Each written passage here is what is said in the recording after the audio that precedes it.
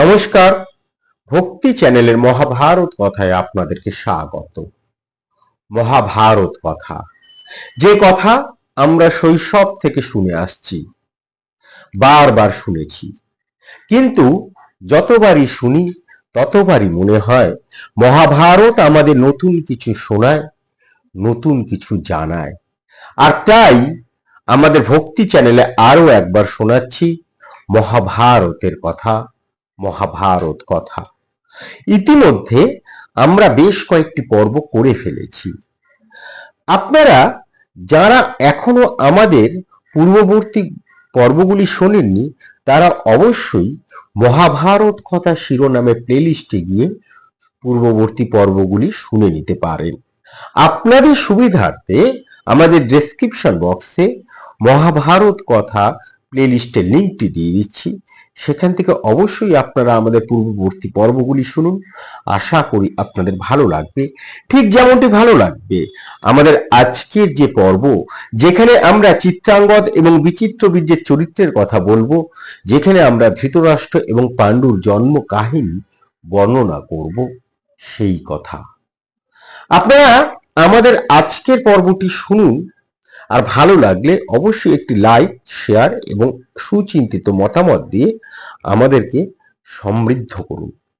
আপনারা আমাদেরকে উৎসাহিত করবেন, সমৃদ্ধ করবেন, এই প্রত্যাশা নিয়েই আমরা আমাদের আজকের মহাভারত কথার পর্বটি শুরু করছি। আমরা জানি এই কুরু বংশের যে সকল রাজারা ছিলেন বা পুত্ররা ছিলেন, তারা প্রত্যেকেই কিন্তু মহাপরাক্রমশালী ছিলেন। চিত্রাঙ্গদ এবং বিচিত্রবীর্যও কিন্তু তার ব্যতিক্রম নয়। রাজর্ষি শান্তনুর পত্নী সত্যবতীর গর্ভে এই দুই পুত্র চিত্রাঙ্গদ এবং বিচিত্রবীর্য জন্মগ্রহণ করেন, এবং কুরুবংশের ধারা অনুসারে এই দুজনেই কিন্তু মহাপরাক্রমশালী ছিলেন। চিত্রাঙ্গদ যৌবন প্রাপ্তির আগেই শান্তনু স্বর্গ লাভ করেন। তখন সত্যবতীর সম্মতি নিয়ে ভীষ্ম চিত্রাঙ্গদকে রাজ সিংহাসনে অভিষিক্ত করেন। এই চিত্রাঙ্গদ ছিলেন অহংকারী এবং দেমাকি। তিনি কাউকে নিজের সমকক্ষ বলে মনে করতেন না। হ্যাঁ, তিনি পরাক্রমশালী ছিলেন এবং নিজ পরাক্রমে সকল রাজাকে তিনি পরাজিত করেন, কিন্তু তিনি অহংকারী ছিলেন। যে অহংকার তাকে শিখিয়েছিল যে তার সমকক্ষ কেউ নেই। ঠিক এই সময়তেই কুরুবংশীয় যেমন চিত্রাঙ্গদ ছিলেন, ঠিক তেমনি আরো একজন চিত্রাঙ্গদ আমাদের এই পৃথিবীতে বিরাজ করছিলেন। তিনি হলেন গন্ধর্বরাজ চিত্রাঙ্গদ। এই গন্ধর্বরাজ চিত্রাঙ্গদও কিন্তু মহাপরাক্রমশালী ছিলেন। তিনি যখন দেখলেন যে এই কুরুবংশীয় চিত্রাঙ্গদ, শান্তনু নন্দন চিত্রাঙ্গদ নিজ বল পরাক্রম দ্বারা দেবতা, মানুষ এবং অসুরদের হীনবল করছেন, তখন তিনি তার কাছে, কুরুবংশীয় চিত্রাঙ্গদের কাছে একটি প্রস্তাব পাঠালেন। কি ছিল সেই প্রস্তাব? প্রস্তাবে তিনি বলেছিলেন যে এই পৃথিবীতে একই নামে দুইজন রাজা থাকতে পারে না, পরাক্রমী রাজা থাকতে পারে না। ফলে তুমি তোমার নামটি পরিবর্তন করো, অথবা এসো আমরা যুদ্ধে অবতীর্ণ হই। যে পরাজিত হবে সে চলে যাবে, যে জয়ী হবে সেই থাকবে। এবার এই যে কুরুবংশ চিত্রাঙ্গদ, তিনি ছিলেন অহংকারী, তিনি ছিলেন দেমাকি। ফলে তিনি এই গন্ধর্বরাজ চিত্রাঙ্গদের ওই প্রস্তাবের প্রথম শর্তটা মেনে নিলেন, অর্থাৎ দ্বিতীয় শর্তটা মেনে নিলেন, অর্থাৎ এসো যুদ্ধ করো। এইবার শান্তনু পুত্রের ওপর তখন এই গন্ধর্বরাজ চিত্রাঙ্গদ আক্রমণ করলেন, এবং কুরুক্ষেত্রের ময়দানে দুই চিত্রাঙ্গদের প্রচন্ড লড়াই হলো। 3 বৎসর ধরে সরস্বতী নদীর তীরে লড়াই চলল। গন্ধর্বরাজ চিত্রাঙ্গদ কিন্তু মায়াবী বিদ্যা জানতেন। এই মায়াবী বিদ্যার আশ্রয় নিয়ে তিনি রাজা কুরুবংশীয় চিত্রাঙ্গদকে হত্যা করলেন। এবার ভীষ্ম হয়তো এটি বাধা দিতে পারতেন মনে হয়, কিন্তু তিনি আসলে অহংকারী দেমাকি কোনো রাজাকে কুরুবংশীয় সিংহাসনে চাননি, তাই জন্য হয়তো ভীষ্ম বাধা দেননি। ফলে স্বাভাবিকভাবেই এই চিত্রাঙ্গদের পরাজয়ে মৃত্যু হলো তার, এবং ভীষ্ম ভাইয়ের অন্ত্যেষ্টিক্রিয়া সম্পন্ন করে ছোট ভাই বিচিত্রবীর্যকে রাজ সিংহাসনে বসালেন। বিচিত্রবীর্য তখন বালক, নামেই তিনি রাজ সিংহাসনে বসলেন, কিন্তু ভীষ্মের নির্দেশ অনুসারেই রাজ্য শাসন করতেন বিচিত্রবীর্য। আসলে ভীষ্মর বকলমে ভীষ্মর শাসনই কিন্তু বহাল ছিল, এবং ভীষ্মই ছিল প্রকৃত রক্ষক। এবং ভীষ্ম যখন দেখলেন বিচিত্রবীর্য যৌবন প্রাপ্ত হয়েছে, তখন তিনি তার বিবাহের কথা চিন্তা করলেন। কেননা কুরু বংশকে এগিয়ে নিয়ে যেতে হবে, বংশধর চাই, উপযুক্ত বংশধর, পুত্র সন্তান চাই। তাই তিনি তার বিবাহের কথা ভাবলেন, এবং সেই সময় তিনি সংবাদ পেলেন কাশীরাজের 3 কন্যার স্বয়ম্বর হবে। তিনি মাতা সত্যবতীর অনুমতি নিয়ে একা রথে করে কাশীর উদ্দেশ্যে রওনা হলেন। স্বয়ম্বর সবাই যখন রাজাদের পরিচয় করানো হচ্ছিল, তখন বৃদ্ধ ভীষ্মকে দেখে এবং তিনি একা এই দেখে কাশীরাজের 3 সুন্দরী কন্যা হতচকিত হয়ে অন্যত্র চলে গেলেন। কেননা তারা মনে করলেন এই বৃদ্ধ বিবাহের উদ্দেশ্যে এসেছেন, এবং সেখানে যে সকল অন্যান্য রাজারা ছিলেন তারাও কিন্তু নিজেদের মধ্যে হাসি তামাশা করতে লাগলেন, এবং বলতে লাগলেন যে আরে এই ভীষ্ম তো ব্রহ্মচর্যে প্রতিজ্ঞা করেছিল, এখন চুল সাদা করে গায়ে লৌল চর্ম নিয়ে লজ্জা পরিত্যাগ করে এখানে উপস্থিত হয়েছে কেন? এই সব দেখে ভীষ্ম ক্রুদ্ধ হলেন। তিনি তখন এই 3 কন্যাকে বলপূর্বক হরণ করলেন। এই যে তিনি হরণ করলেন তার যুক্তিও তিনি কিন্তু দেখালেন। তিনি বললেন, ক্ষত্রিয়গণ ও বড় বড় ধর্মজ্ঞ মুনিও স্বয়ম্বর বিবাহের প্রশংসা করে থাকেন, কিন্তু রাজন্য বর্গ, আমি তোমাদের সামনে থেকে এই 3 কন্যাকে অপহরণ করলাম, তোমরা সকলে মিলে পারো তো আমাকে পরাজিত করো, না হলে এখান থেকে সরে যাও, আমি যুদ্ধের জন্য প্রস্তুত। এইভাবে তিনি সমস্ত রাজা ও কাশীর যে রাজা ছিলেন, অর্থাৎ এই 3 কন্যার যে পিতা ছিলেন, তাদেরকে আহ্বান করে সেখান থেকে কন্যাদের নিয়ে রওনা হলেন। এবার ভীষ্মের কথায় উপস্থিত সকল রাজারা ক্রোধান্বিত হলো এবং যুদ্ধের জন্য এগিয়ে আসলেন। অত্যন্ত রোমাঞ্চকর সে যুদ্ধ হয়েছিল। আমরা আপনাদেরকে মহাভারতের সংক্ষিপ্ত কাহিনী শোনাচ্ছি। মহাভারতের যে মূল কাহিনী, যে মূল বর্ণনা, সেখানে সুন্দরের বর্ণনা আছে। তা সেই রোমাঞ্চকর যুদ্ধ হলো, এবং শল্য শেষ পর্যন্ত যুদ্ধ করেছিলেন। তার কারণটা কি আমি এক্ষুনি বলছি। তা সকলে একত্রে ভীষ্মের ওপর হাজার হাজার বাণ নিক্ষেপ করতে লাগলেন, এবং ভীষ্ম একাই সমস্ত বাণ প্রতিহত করলেন। বাণের দ্বারা তারা ভীষ্মকে আটকাতে চাইলেন, কিন্তু ভীষ্মের সামনে কোনো প্রতিরোধী দাঁড়াতে পারল না। সেই ভয়ানক যুদ্ধ এমন ছিল যেন মনে হচ্ছে যে মহাভারত বলছে যে দেবতা এবং অসুরদের মধ্যে যে তীব্র যুদ্ধ হয়, যে ভয়ঙ্কর যুদ্ধ হয়, সেই রকম এক যুদ্ধ ছিল। এবং ভীষ্ম এই যুদ্ধে সহস্র সহস্র ধনু, বাণ, ধ্বজা, কবচ এবং নরমুণ্ড কেটে ফেললেন, এবং এক অলৌকিক যুদ্ধ কৌশল তিনি দেখালেন। এবং তার এই অলৌকিক যুদ্ধ কৌশল এবং তার যে শক্তি, সেই শক্তি দেখে শত্রুপক্ষের যোদ্ধারাও কিন্তু তার প্রশংসা করলেন।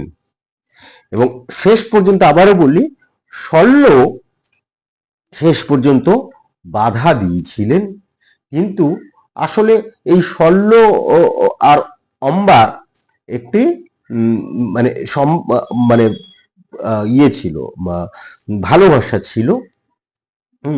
তাই জন্য তিনি শেষ পর্যন্ত অম্বাকে নিয়ে যাওয়ার জন্য ভীষ্মকে বাধা দিয়েছিলেন। পানি প্রার্থী ছিলেন পূর্বেই শল্য অম্বার। যাই হোক, তা ভীষ্মের এই অলৌকিক যুদ্ধ দেখে এবং শক্তি দেখে শত্রুপক্ষের যোদ্ধারাও তার প্রশংসা করতে লাগলেন এবং বিজয়ী হয়ে ভীষ্ম কন্যা সহ এই 3 কন্যা সহ হস্তিনাপুরে ফিরে এলেন। তিনি 3 কন্যাকে বিচিত্র বীর্যের হাতে সমর্পণ করে বিবাহের আয়োজন করলেন। তখন কাশীরাজের প্রথমা কন্যা অম্বা ভীষ্মকে বললেন, ভীষ্ম, আমি আগে থেকেই মনে মনে শল্যরাজকে পতি বলে মেনে নিয়েছি। আমার পিতারও এতে সম্মতি ছিল। আমি স্বয়ম্বর সভাতে তাঁর গলাতেই বরমাল্য দিতাম। আপনি তো ধর্মজ্ঞ, আমার সব কথা শুনে আপনি ধর্মানুসারে আচরণ করুন। এবং এখানে আরো অনেক কথোপকথন রয়েছে। এর বিস্তারিতটা যখন আমি অম্বার চরিত্র নিয়ে আলাদাভাবে আলোচনা করব, কারণ অম্বাকে নিয়ে, অম্বার জন্ম বৃত্তান্ত থেকে অম্বার শিখণ্ডীতে মানে রূপান্তরিত হওয়া, সেই পুরোটা নিয়ে একটি আলাদা পর্ব করব। যার জন্য ভীষ্মের মৃত্যু হয়েছিল, মৃত্যুর কারণ তো ছিলেন এই অম্বা, ফলে সেখানে আমি সম্পূর্ণটা বর্ণনা করব। তা যখন ভীষ্ম তাকে অম্বা তাকে ভীষ্মকে এই কথাগুলো বললেন, তখন ভীষ্ম ব্রাহ্মণদের সঙ্গে আলোচনা করে তার ইচ্ছা অনুযায়ী যাওয়ার অনুমতি প্রদান করলেন, অর্থাৎ শল্যরাজের কাছে তাকে যেতে বললেন। অন্য 2 কন্যা অম্বিকা এবং অম্বালিকার সঙ্গে বিচিত্র বীর্যের বিবাহ সম্পন্ন হলো। এবার বিচিত্র বীর্য তখন সদ্য যৌবন প্রাপ্ত হয়েছে এবং 2 সুন্দরী নারী তিনি পেয়েছেন। বিবাহের পর বিচিত্র বীর্য অত্যন্ত কামাসক্ত হয়ে পড়লেন। তার 2 পত্নী তাকে সেবা করতে থাকেন। 7 বছর ক্রমাগত বিষয় ভোগের পর যৌবনকালে বিচিত্র বীর্য ক্ষয় রোগে আক্রান্ত হন এবং বহু চিকিৎসা করলেও তাকে মৃত্যুবরণ করতে হয়। ভীষ্ম বিচিত্র বীর্যের মৃত্যুতে অত্যন্ত দুঃখ পেলেন। ব্রাহ্মণদের সঙ্গে পরামর্শ করে তিনি বিচিত্র বীর্যের অন্তিম ক্রিয়া সুসম্পন্ন করলেন। অর্থাৎ কুরুবংশকে রক্ষা করার জন্য কিন্তু কোনো প্রজন্ম আর রইল না।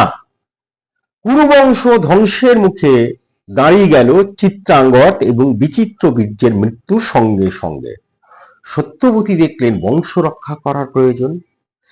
এই বংশ রক্ষার উদ্দেশ্যে তিনি ভীষ্মকে তখন ডেকে পাঠালেন এবং বললেন, পুত্র, ধর্মনিষ্ঠ পিতার পিণ্ডদান, যশ এবং বংশ রক্ষার ভার তোমার উপরে নির্ভর করছে। আমি বিশ্বাস করে তোমাকে একটি কাজে নিযুক্ত করতে চাইছি। তুমি সেই কাজ সম্পূর্ণ করো। তোমার ভাই বিচিত্র বীর্য অপুত্রক অবস্থায় পরলোক গমন করেছে। তুমি কাশীরাজের পুত্র কামিনী কন্যাদের গর্ভে সন্তান উৎপাদন করে বংশ রক্ষা করো। এবং তিনি বললেন, আমার আদেশ মনে করে তোমার এই কাজ করা উচিত। তুমি রাজ সিংহাসনে বসে প্রজা পালন করো। হায় রে বিধাতা! যে সত্যবতী চেয়েছিলেন যে যেন ভীষ্ম কোনো বংশধর না রাখতে পারেন, যেন তার নিজ পুত্ররা সিংহাসনে বসতে পারেন, তার নিজ পুত্রের যে বংশধারা তারাই আগামী দিনে কুরু বংশ শাসন করতে পারে, সেই সত্যবতী আজ ভীষ্মকে বলছেন, তুমি রাজ সিংহাসনে বসো, তুমি সন্তান উৎপাদন করো। শুধু যে সত্যবতী এ কথা তাকে বলেছিলেন তা কিন্তু নয়, আত্মীয় স্বজন সকলেই কিন্তু ভীষ্মকে এই কথা বললেন। তখন ভীষ্ম খুব সুন্দর একটি কথা বলেছিল, মহাভারত আমাদেরকে জানাচ্ছে। তখন ভীষ্ম বলেছিলেন, মাতা, আপনি ঠিকই বলেছেন, কিন্তু আপনি তো জানেন আমি আপনার বিবাহের সময় কি প্রতিজ্ঞা করেছিলাম। আমি আবার প্রতিজ্ঞা করছি যে আমি ত্রিলোকের রাজা, ব্রহ্মপদ, এবং এই দুইয়ের অধিক যে মোক্ষ তাও পরিত্যাগ করতে পারি, কিন্তু সত্যকে ত্যাগ করব না। ভূমি গন্ধ ত্যাগ করতে পারে, আকাশ শব্দ ত্যাগ করতে পারে, চন্দ্র তার শীতলতা ত্যাগ করতে পারে, ইন্দ্র তার বল বিক্রম ত্যাগ করতে পারে, এবং স্বয়ং ধর্মরাজও তার ধর্ম ত্যাগ করতে পারেন, কিন্তু আমি আমার সত্য প্রতিজ্ঞা ত্যাগ করার কথা চিন্তাও করতে পারি না। ভীষ্মের ভীষণ প্রতিজ্ঞার পুনরাবৃত্তি শুনে সত্যবতী তখন তার সঙ্গে পরামর্শ করে ব্যাসদেবকে স্মরণ করলেন।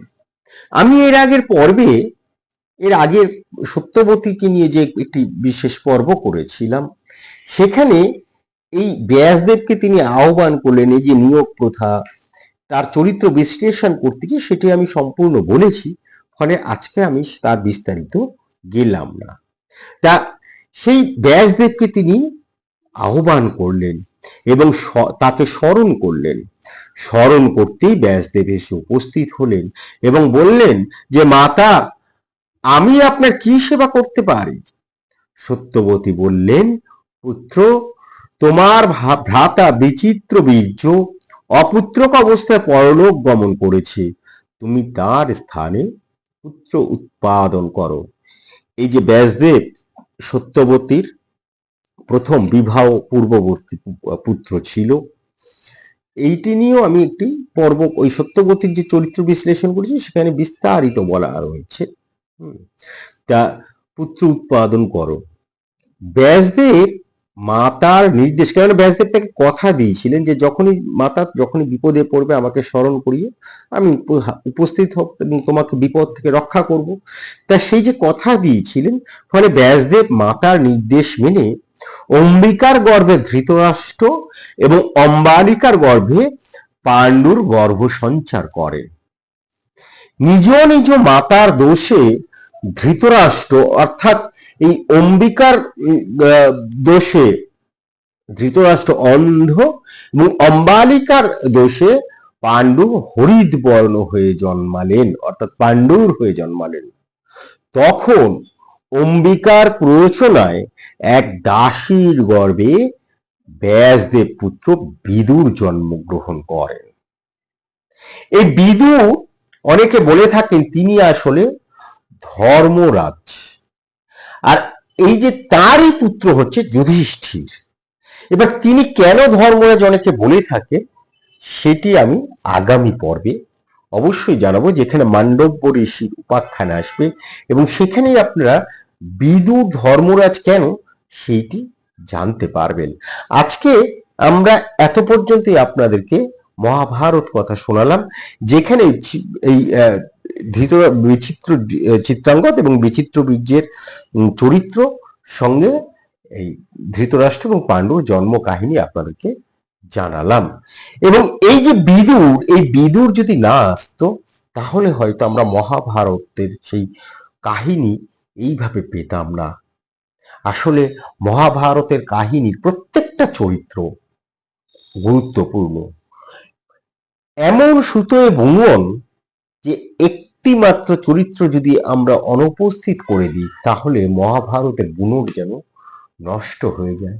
আর তাই প্রত্যেকটি চরিত্র আলাদা আলাদা আলোচনার দাবি রাখে।